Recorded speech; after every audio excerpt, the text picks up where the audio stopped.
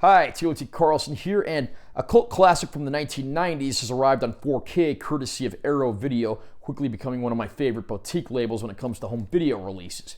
The movie I'm talking about is True Romance. This movie has a very strong reputation ever since its home video release. It didn't do too great in theaters, but ever since that time, it's just gained more traction as a classic on home video. And of course, a lot of the people that missed it the first time around are going back and rediscovering it. I'm going to unbox this release from Arrow, share my opinions of the movie, the disc, the features, and let you know if it's recommended or not. Nice close-up here with the cast of the movie. Top is just plain, bottom's got our barcode. Here's the spine. Here's the spines of the material that's in there. If I take off the backing card here, we get the You're So Cool napkin. I like when they do little touches like that. And let's see what we get inside this package. One thing I like about Arrow is they like to include these posters with their releases. I just did a review not too long ago for An American Werewolf in London on 4K, which they did, and that came with one of these as well. Here's a mini poster that depicts the art that's on Arrow's release. On the back, we have the vintage style poster art, so that looks very cool. We also got a pretty nice thick book here as well. Love that artwork from the film there, and then more artwork on the back. Got some great, essays, photos, and excerpts in here. As usual, when I review a release like this, I'm not going to go through and show off every page, but I'll just give you a few of the highlights.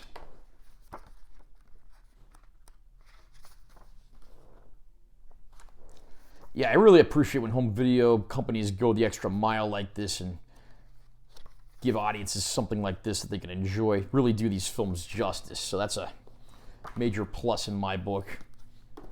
Then we come to the Steelbook that has the actual movie. We've got Alabama on the front cover. There's a spine test with the title of the movie. And of course, on this side, we've got Clarence. And the goodies don't stop there. We even get a few added goodies inside the package. We get a sticker here of the Alabama and Clarence tattoo.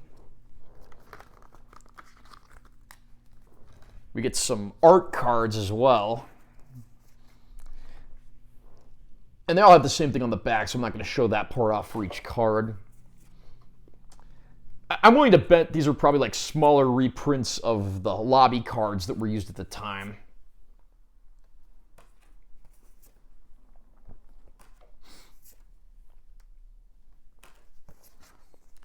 There's a reprint of one of the postcards as seen in the film. That's very nice.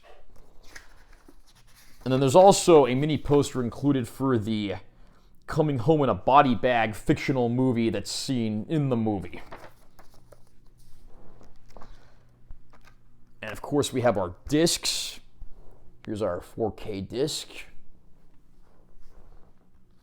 And underneath we have our Blu-ray disc. Here's the artwork in the Steelbook underneath the discs. Nice scene from the movie depicted there in the middle of nowhere at a phone booth.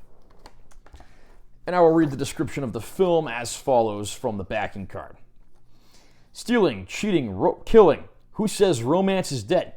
In 1993, action movie supremo Tony Scott teamed up with a hot new screenwriter named Quentin Tarantino to bring True Romance to the screen, one of the most beloved and widely quoted films of the decade. Elvis-worshipping comic store employee Clarence Worley is minding his own business at a Sonny Chiba triple bill when Alabama Whitman walks into his life. And from then on, the two are inseparable.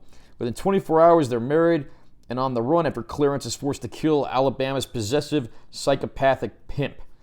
Driving a Cadillac across the country from Detroit to Hollywood, the newlyweds plan to sell off a suitcase full of stolen drugs and fund a new life for themselves. But little do they suspect that the cops and the mafia are closing in on them. Will they escape and make their dream of a happy ending come true? Breathtaking action set pieces and unforgettably snappy dialogue combined with a murderer's row of sensational performances form a stunning ensemble cast in Scott and Tarantino's blood-soaked, bullet-ridden Valentine, finally restored in dazzling 4K with hours of brilliant special features. So one of the first things I think you'll notice about this movie is just how amazing of a cast they brought together for this. I mean, I'm going to open up the book so I don't miss any of the supporting players, but this movie includes the likes of Christian Slater, Patricia Arquette, Dennis Hopper, Val Kilmer, Gary Oldman, Brad Pitt, Christopher Walken, Bronson Pinchot, Samuel L. Jackson, Conchata Ferrell, James Gandolfini, Chris Penn, and Tom Sizemore. And of course, the film was directed by Tony Scott, probably best known for being the director of Top Gun, as well as several other action movies that followed in the wake of Top Gun. Music by Hans Zimmer, one of the greatest composers in the business. And of course, the screenplay was written by Quentin Tarantino, who, even around the time this movie had come out, had already started his directorial career.